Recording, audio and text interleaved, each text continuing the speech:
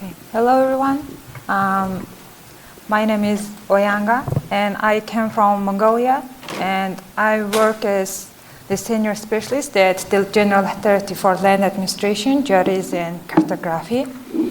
So I'm going to introduce the participatory methods for the urban redevelopment, especially using the GIS application.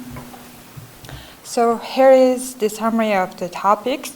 And firstly, the citizen engagement, basically about the theory.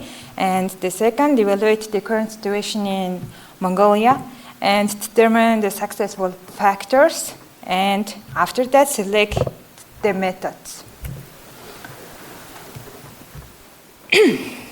So there is a public participation,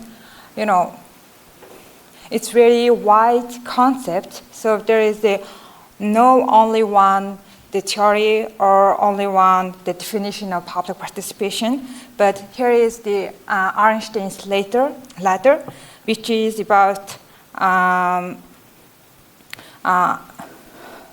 the foundation for many vital concepts and shaping public participation research and practice current. So over the world, over 60 public participation model exists, and also over the 30 digital participation models also exist. So through the Originating's ladder, he mentioned that we have the 8 kind of steps for the public participation. And also through, we use for the public participation in the urban redevelopment project, which is we have to evaluate the public participation in the current situation. So basically it's divided into 2 the methods. One of them focus on process effectiveness, and another one is the focus on the outcome effectiveness. Why we doing that kind of the research before we generating the WebGIS or that kind of application? We need to identify what kind of features we need or what kind of tools we have to use. So here is the research, the study area, and we choose the study area and through the 216 respondents and get some questionnaire. And here is some results. So reasons for the refusing attend the consultation meeting or that kind of event, they recommended it's the more time consuming or lack of information. Even expressing my opinion, it doesn't influence on decision making level. So we don't want to participate that kind of traditional event anymore. And also citizens encounter challenges in engaging urban redevelopment process. And so many people also voted that decision making is not transparent.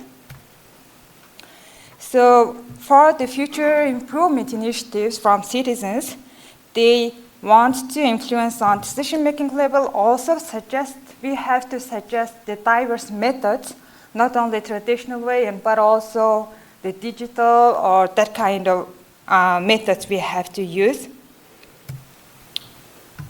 So through this research, we identified that the successful factors, which is the well-developed feedback mechanism and influence on decision-making process and transparency, and suggest diverse methods to attend that kind of issues. And here is the solution using the WebGIS application. It's including writing tools or polls or track progress tools and notified how their suggestion works. And second, it's possible to access all information. And also one of the important things is ensure the continuous engagement. And fourth, asynchronous participation. and also create accountability. So here is the optimal the WebGIS application. Comparing to the another literature reviews also. Before I mentioned that the Einstein's the letter, it has to be, if you want to create the successful participation, we need to create the two-way communication, which means if we just polling something, the unit, but it doesn't influence on the decision-making level, it's not continuing anymore. So we have to developing the two-way communication, which means well-developed feedback mechanism. It's like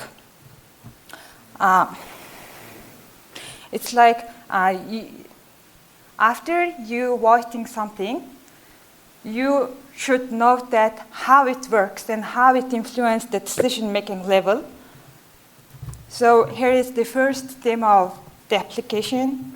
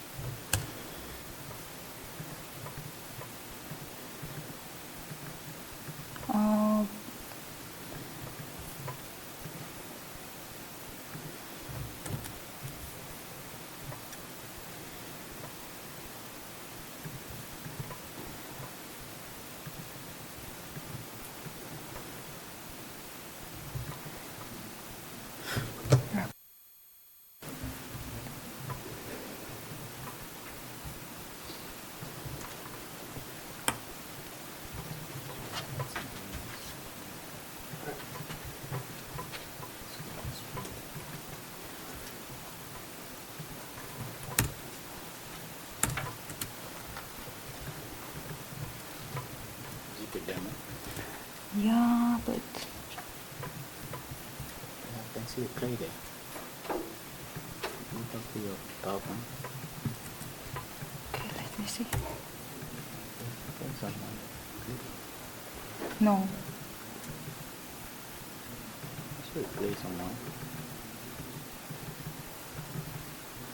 No, not this one. What about the next one?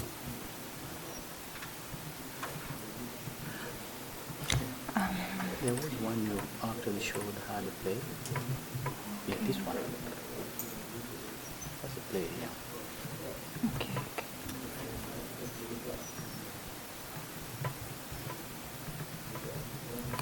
That's not okay.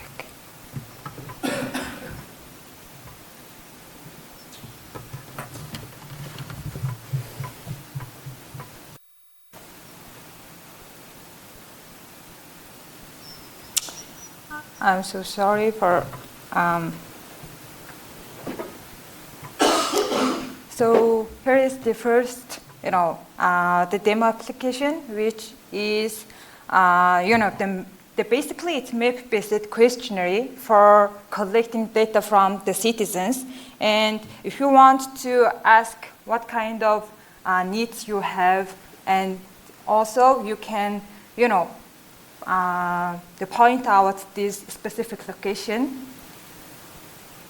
So, and you can draw on the web application, just submit it.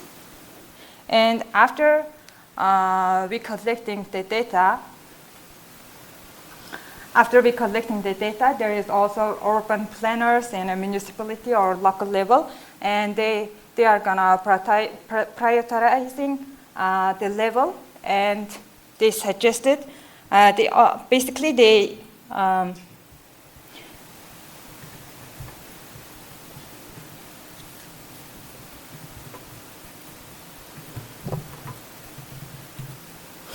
basically they decided to which one is more important. So the future concerns, they firstly make a two-way communication and ensure the continuous engagement.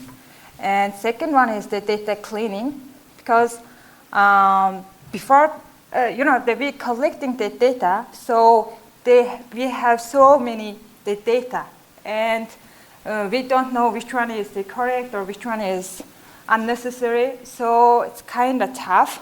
The more manually we using. So if you want to do more optimizing that kind of issue, we should make another method to apply a prioritizing method, which means in an international level and also so many countries using that kind of method, like using the multi-criteria decision-making analysis, which is the coefficient for any features, like for the social infrastructure level, it's going to be 1, or hard infrastructure, it's going to be the 0.9 or something like that. So here is the presentation. If you have any questions. Thank you. If we have questions, the floor is open now. Who's responsible for urban redevelopment in Mongolia? Is it the federal government or local government? For the urban redevelopment project? Yes. Yeah, through our law and the government. But basically it's also depends on the funding, and so many projects implementing, founded by Asian Development Bank or World Bank or international organization. But in that case, we should apply the the international organizations, some kind of regulation. For example, like the founding ADB project, we need to apply safeguard policy by the Asian Development Bank, just like this. But the charger main issue in Mongolia, the Mongolian government. Any other question?